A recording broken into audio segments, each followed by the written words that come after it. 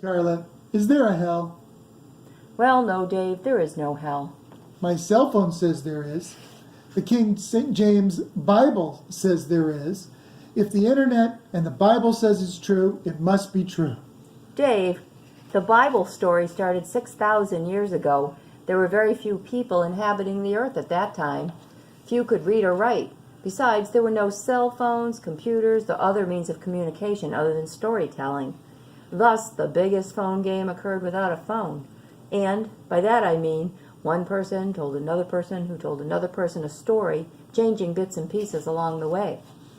So, speaking of a big story, who did Adam and Eve's kids marry anyway? Okay, Dave, we'll discuss that later. Is there a hell, you ask? Yeah, is there a hell? Dave, in ancient Jerusalem, way before Jesus, the Jews believed in a type of purgatory known as Sheol, the place of atonement. In ancient Greece, they believed in Hades, which was the resting place of all souls, similar to Sheol. The city of Jerusalem was built on a hill long before we had sewer systems, around the time King Solomon built the first temple, Jerusalem, in fact. King Solomon, did he really have 1,175 women that he lived with? Yes, poor man. But we'll talk about that subject another time too, Dave. Anyway, a drainage system was built around the city from top to bottom, taking excrement, water, dead animal carcasses, and other liquid trash into a deep opening at the bottom. It drained into the valley of Gehenna. You can only imagine how spontaneous combustion could cause fires and constant burning.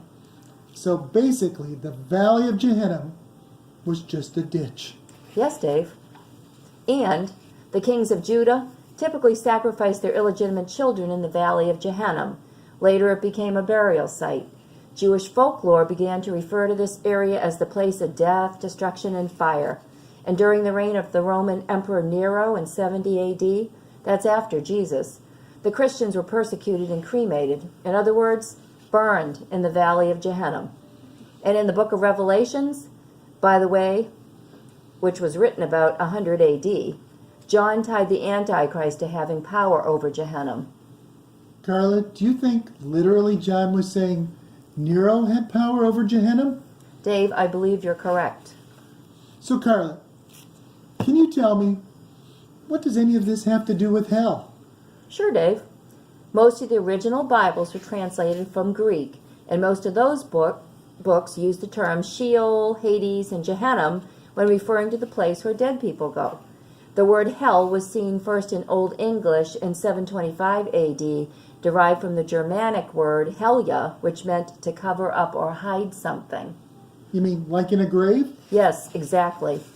The King James Bible was written, and Sheol, Hades, and Gehenna were all translated to the English word hell. It's just that simple.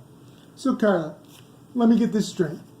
There's a ditch outside of Jerusalem where a bunch of people died, were buried, burned, trash was dumped, and this area became known as hell? Yes, Dave.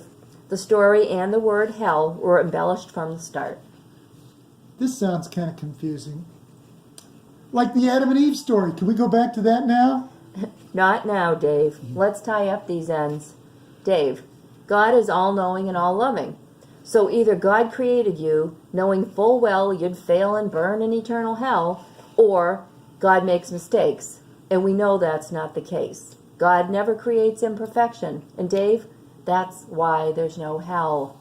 So Carla, this scary place called hell, just created by man to keep us in line? Dave, I think that's the answer.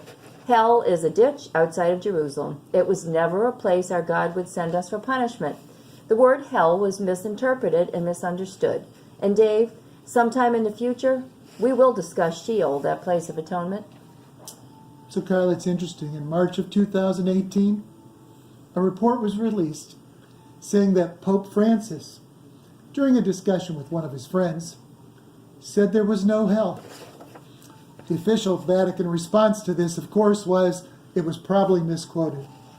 So it seems there's a difference between papal opinion and the papal doctrine of infallibility. So, Carla, in other words, If the Pope says it, but the Church does not proclaim it as fact, it is not fact. Well, Dave, I agree with the Pope personally. Me too. Night, Carla. Night, Dave.